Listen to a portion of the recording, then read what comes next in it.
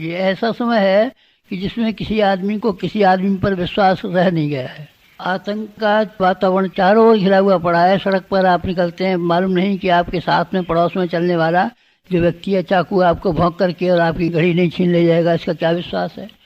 इंसान का चाल चलन और इंसान का विचार इतना गंदा और इतना घटिया हो गया है कि अगर स्थिति यही बनी रही तो कोई किसी पर विश्वास नहीं करेगा। न भाई भाई पर विश्वास करेगा, न स्त्री पुरुष पर विश्वास करेगी, न पुरुष स्त्री पर विश्वास करेगा, न बाप बेटे पर विश्वास करेगा, न बेटा बाप पर विश्वास करेगा।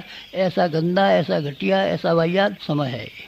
और ये इसलिए भी घटिया और वाहियात समय है कि नेचर नाराज हमसे हो गई है, प्रकृति ही हमसे नाराज हो गई है। पानी बरसाने में कहीं उसकी मौज आती है तो अंधाधुंध बरसा देती है, कहीं उसकी मौज आती है तो चाँद जितना सूखा ही सूखा पड़ता हुआ चला जाता है। कहीं मौसम का ठिकाना नहीं, मौसम पे पानी बरसेगा कि नहीं कोई नहीं कह सकता। और ठंड के समय पर ठंड पड़ेगी, गर्मी के समय पर गर्मी पड़ेगी, कोई नहीं कह सकता। भूकंप कब आ जाएंगे कोई नहीं कह सकता। ज्वालामुखी कब फटने लगेंगे कोई नहीं कह सकता।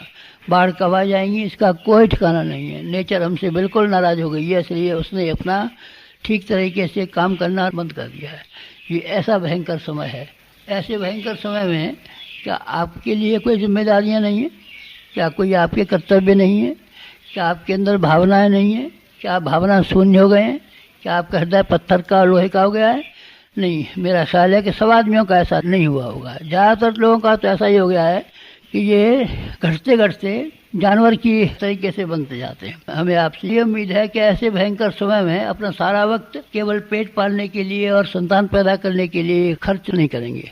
अगर आप चाहें तो आप ढेरों समय बचा सकते हैं। एक आदमी के लिए 8 घंटा काम करने के लिए काफ़ी होना चाहिए, जिससे कि अपना और अपने बच्चों का गुजारा मज़े में कर ले।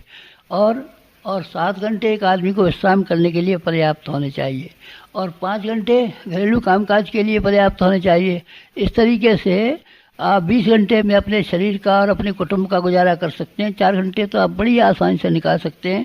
ये आपकी इच्छा के ऊपर है कि आप अपने उस समय को आलस्य में, प्रमाद में, आवारागर्दी में किसी तरह से खर्च कर डालें। ये आपकी मर्जी है, कौन रोकता है आपको। लेकिन अगर आप चाहें तो समाज के लिए, ये गिरी हुई परिस्थितियों का मुकाबला करने के लिए, समय को ऊंचा उठाने के लिए, इंसान का भाग्य और भविष्य शानदार बनाने के लिए आप कुछ कर सकते हैं।